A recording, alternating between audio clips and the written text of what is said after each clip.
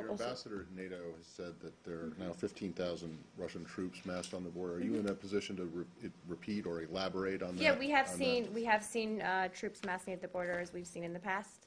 I have no reason to disagree with those numbers. Yeah. Okay. Yesterday, after the briefing in which you said that there was artillery fire coming from Russian territory into Ukraine, and also that the Russians intended to provide the separatists with Multiple rocket launchers. Right, with heavier multiple rocket launchers.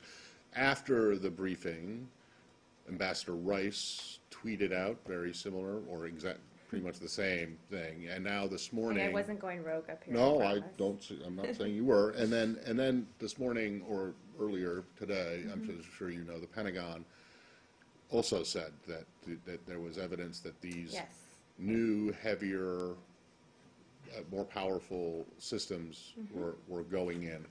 I asked you yesterday if you could be more specific, at least about, if you couldn't get into the intelligence about it, if you could identify, say what these systems are. So I'd like to repeat that question, but also ask you if you can be more, if you can elaborate on what it is that makes you believe that this allegation is actually factual and true. Well, we've seen indications that this is the case. We felt strongly enough to talk about it publicly. I can't underline the information that had led to that assessment. We don't have specifics about what those systems might look like to outline, but again, we're continuing to watch, continuing to gather information, and as we do, we'll attempt to share it. At the Pentagon, the officials say that these are 200 caliber multiple rocket launcher systems. I don't have that detail in front of me. I don't have a reason to disagree with it. I just don't have that in front of me. Okay, so I'm happy to check if I can confirm that.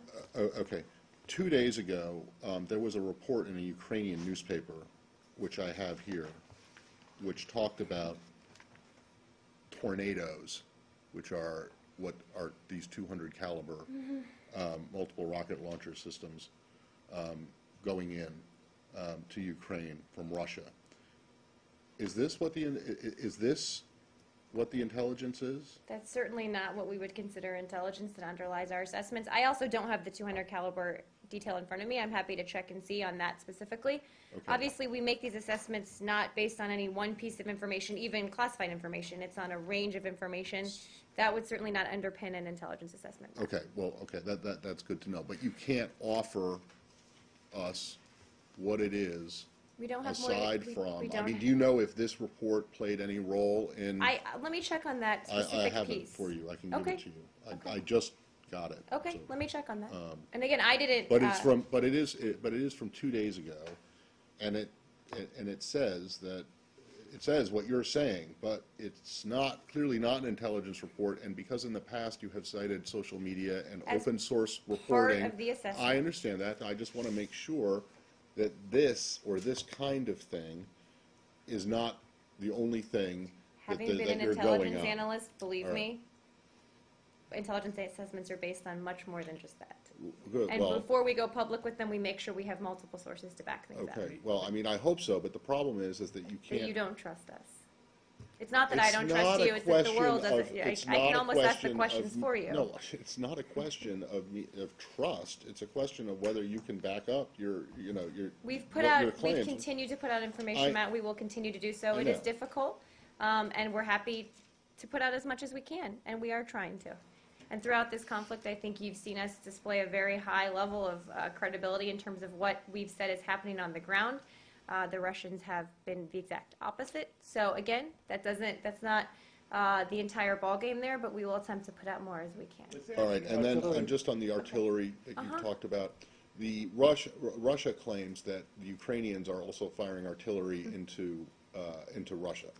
Well, we obviously take seriously reports of alleged Ukrainian fire into Russia. We don't have seen no indications of Ukraine firing back into Russia, so are unable to confirm these reports at this time.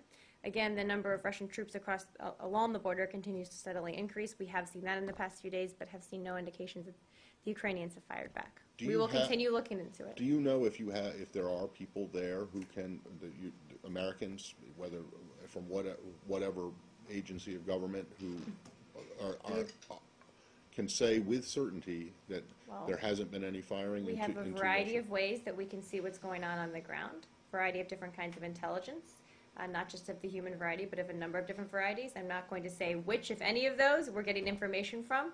Not going to go into that in any way. All right, but just to put a fine point on it, you are convinced that the Russians are shelling Ukrainian positions, and it's Russian soldiers who are doing it, not rebels. From Or- locations within Russia. Okay, you don't know who's pushing the button to fire the, Right, but it's from correct. Russian territory. So you are Correct. convinced that artillery from Russian territory is hitting Ukrainian military. It's going into, yes, going aiming into at Ukraine, Ukrainian military outposts. But you are not convinced, you We can't have seen no confirm- indications. You've seen no indication that the opposite is true, that Ukrainians are sending it. Correct.